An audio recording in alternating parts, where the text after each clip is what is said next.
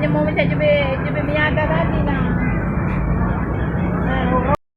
Pokok beras, jagung, bawang merah, bawang putih, cabai besar ini cabai keriting ya. Kemudian cabai rawit, daging sapi, daging ayam ras, telur ayam ras, gula pasir, minyak goreng ya. Jadi setelah kita hitung, pada umumnya memadai atau mencukupi. Memang ada beberapa yang sedikit perlu penambahan tapi tidak banyak. Misalnya bawang putih.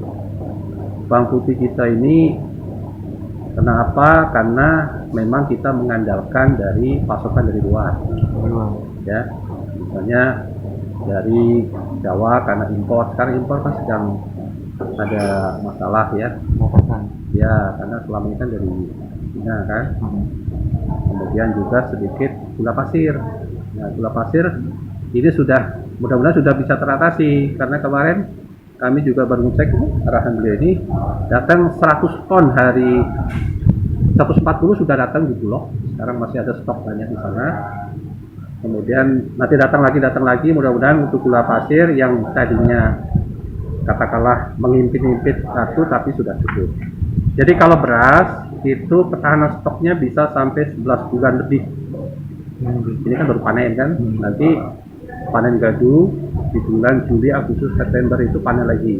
Jadi sampai akhir tahun, sampai tahun berikutnya itu tidak ada masalah. Dan harganya juga cukup stabil. Jadi harga beras sekarang itu kalau premium itu sekitar 12.000 per kilo. Kalau medium sekitar 9.000 sampai 10.000. Kemudian beras patah itu sekitar 8.000-an. Dan kita punya toko tani di bawah DC itu menjual beras dengan harga 8.500. Ya, itu beras. Jadi ketahanan stoknya cukup memadai karena stok kita banyak. Kemudian jagung. Nah, jagung kita ini kan banyak diproduksi daerah Banyuasin, Oki Timur, ya itu cukup banyak. Kalau di sini kalau jagung misalnya 3.225,46 ton. Sedangkan kebutuhan kita di sini hanya 102,8 ton per bulan.